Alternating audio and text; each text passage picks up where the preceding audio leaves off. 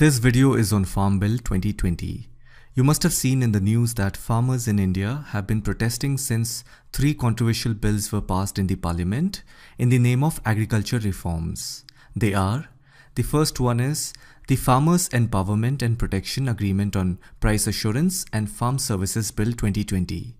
The second one is the Farming Produce, Trade and Commerce, Promotion and Facilitation Bill 2020. And the third one is the Essential Commodities Amendment Bill 2020. First, let me explain what these bills are. The first one is the Farmers Empowerment and Protection Agreement on Price Assurance and Farm Services Bill 2020. When you look at these words, Empowerment, Protection, Agreement, it is easy to understand that this bill has something to do with protecting the farmer's interest through a legal agreement. Now the question is, protect the farmers from what? Again, we need to look at the title of the bill. It says on price assurance and farm services. That means if you are a farmer and I'm a business owner and I want to buy your products, it could be dal, chawal, gehu, sabzi, whatever. For that, I need to get into a legal agreement with you. And this legal agreement is for a farmer's interest, so that a farmer is not cheated. A farmer can be cheated by a company in many ways. Suppose if I tell you that I need 1 ton of rice at so-and-so price. And later I will tell you that half of the rice is not of good quality. Hence, I will change the pricing now. So to prevent these kind of change of thoughts or any other form of exploitation, this bill provides a dispute settlement mechanism between a farmer and a buyer by an established authority. So far everything looks good. Now I want you to pay attention to the last two words, farming services. I mean, we understand what is price assurance. Whatever a farmer and a buyer decides over an agreement, that is what should be paid to the farmer. This we know. But what is the context of the words farm services? It sounds like as if a buyer can specifically tell the farmer what quality or grade is required, when to deliver the products, and there could be many more such demands. Now this is called contract farming. The agreement will outline conditions for the production of farm products and for their delivery to the buyer's premises. The farmer then agrees to supply products based on the quality standards and delivery requirements of the purchaser and many other matters. In return, the buyer, which is usually a company, agrees to buy the product, often at a price that is established in advance. That means the primary purpose of this act is for contract farming. And the secondary purpose of this act is providing a nationwide legal framework wherein a farmer will produce crops as per contracts with corporate investors for a mutually agreed remuneration. The government says that this act will transform Indian agriculture and attract private investment. Well, if you see, it does attract private investment. Companies often agree to support the farmers through supplying inputs, assisting with land preparation, providing production advice, and transporting produce to its premises. However, if you look at the farmer's side, their fear is that a powerful corporate investor would legally dominate the farmers and put the liability clauses on them. As you know, everything today comes with a condition apply that many of the educated people find it difficult to follow up.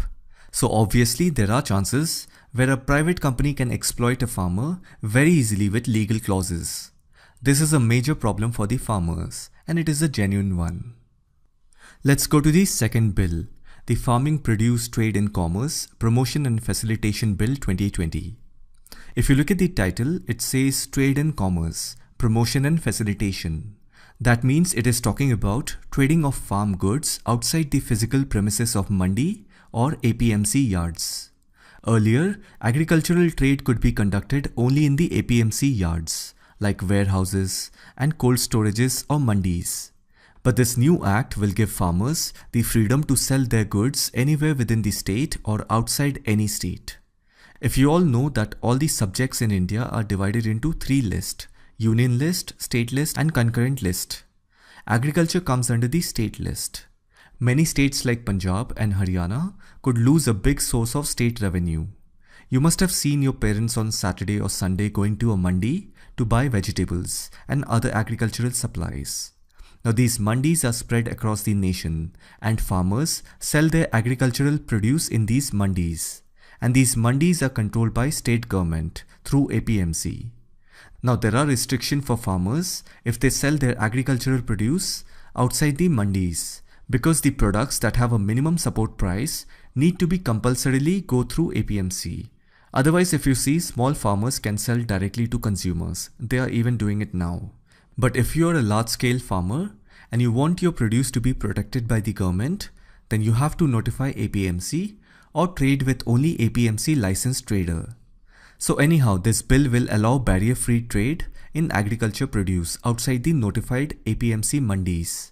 With the help of this bill, the state government will not impose taxes on sale and purchase of farm produce outside the mandis and give farmers the freedom to sell their produce at good price. If you see, this bill is beneficial for big farmers because they will have more choices and they can actually start selling to the private players.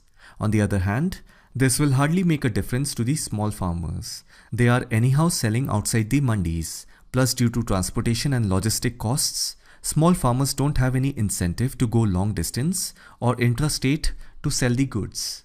So yes, some big farmers will get better choices. But I also want to bring in another perspective.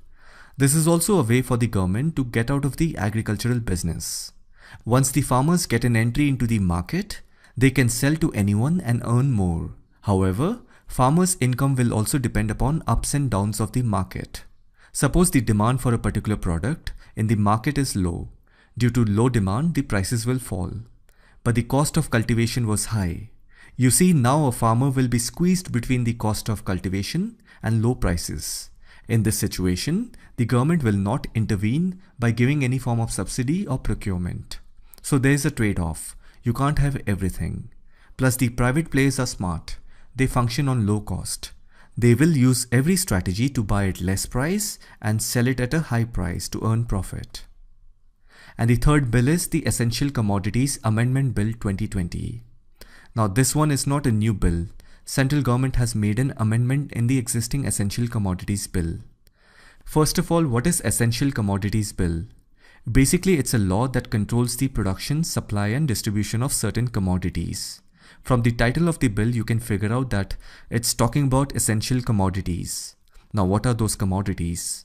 Now, these commodities are such things, suppose if you illegally store them for creating artificial demand, or you do black marketing of such commodities, it will affect the normal life of the people. For example, certain essential food, medicines, fuel, petroleum products, etc. With the help of this law, the central government can include new commodities as and when the need arises, and it can also take them off the list once the situation improves. For example, let's say there is shortage of onion. Suppose there are some traders or wholesalers, they have kept a lot of onion in stock in order to create artificial demand. When the demand increases, obviously the price will increase. So the whole idea behind creating artificial demand is to sell a product at a higher price. Now what the central government can do is, it can bring onions under the act to make sure that onions are available to people at the right price. Recently in March 2020, the central government brought masks and hand sanitizers under the act to make sure that these products are available to the people at the right price and in the right quality during the pandemic in India. Then from 1st July 2020, the government again removed masks and hand sanitizers from essential commodity list. So I hope now you understand the purpose of this bill. Now the amendment that has been suggested and then added in this bill is regarding removing certain commodities as essential. So what the government of India did was it removed certain commodities as essential so that it will allow the government to regulate their supply and prices only in cases of war, famine, extraordinary price rises, or natural calamities. And those commodities are food items including cereals, pulses, potato, onion, edible oil seeds, and oils. As you can see, these commodities are consumed on daily basis by you and me. Now that these commodities are removed from the essential list, that means obviously their prices will go up. And the government is saying that these items will be added back into the essential list only during situations like war, famine, extraordinary price rises, or natural calamities. So on one hand, by removing these items from the essential commodities list, the government has taken a good step towards boosting farmers' income. But if you look at foodstuffs like pulses, onions, and edible oil, They are part of every household's daily essential commodities. Now that the government is not going to regulate the supply of such food items, then there is a high chance of hoarding. That is why right now if you go to the market, you will find that the cost of these items have increased. The new amendment also states that the government will regulate the stocks of these items based on rising prices. Now there are few more conditions to it.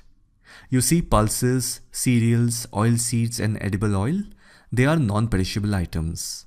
In other words, they can be stored at room temperature for months or years as they have longer shelf life.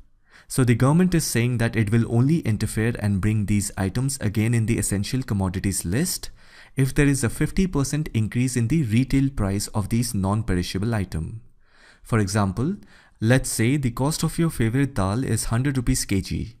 Well, now the dal is no longer in the essential list. If at all tomorrow the cost goes more than 50%, that is 151 rupees per kg, only then the government will interfere and bring it back into the essential list in order to control its pricing. So 50% is the limit set for non-perishable items. For perishable items like onion, potato, the limit is set to 100%. That means if the cost of onion today is, let's say, 50 rupees kg, if at all the cost goes up more than 100%, that is 101 rupees per kg, only then the government will interfere and bring it back into the essential list in order to control its price. So 100% is the limit set for perishable food items. So on one hand, by removing these items from the essential commodities list, the government has taken a good step towards boosting farmers' income. But on the other hand, there will be price rise and risk of hoarding, and black marketing will increase, and that might lead to monopoly of few individuals over prices of certain goods. Because let's say if I'm a trader or a big agricultural company or a private retailer like Reliance, Spencer or any of the food market chain that you see near your place, I can now go deep into villages to buy agricultural products directly, give the farmers the best price and come back to the city and earn a profit anywhere between 50% to 100% depending on whether it is perishable or non-perishable item. For example, in the above example I said if tomorrow the cost of dal goes up more than 151 rupees per kg, as per this new amendment, only then the government will interfere to control its price. Now as a private company, I have the liberty to set the price of the dal anywhere between 100 to 150 rupees kg. Of course, I cannot blindly sell it at the highest price because then I will lose out on customers. But then I'm also assuming that the farmers are smart and they will also increase their price while selling it to these private players. If that is the case, still the private companies will sell it at higher price to make profit. So it doesn't matter. Ultimately, it is going to pinch yours and my pocket. And we all know that agriculture as a subject comes under the state list. So the opposition parties are saying that it is a highly centralizing act. The center is interfering with the state subjects. But if you see, the central government is interfering little bit, not completely, because the Essential Commodities Act gives the power to the central government. Plus the central government is not deciding the price of any agricultural commodity. It is just setting a limit within which the price has to fluctuate. So these are the 3 farm bills introduced by the central government. I hope you have gained some clarity over it. But one thing you have to prepare for is that the cost of the food items will rise. I hope you found this video informative. Let me know your thoughts in the comment section and I will see you in the next one.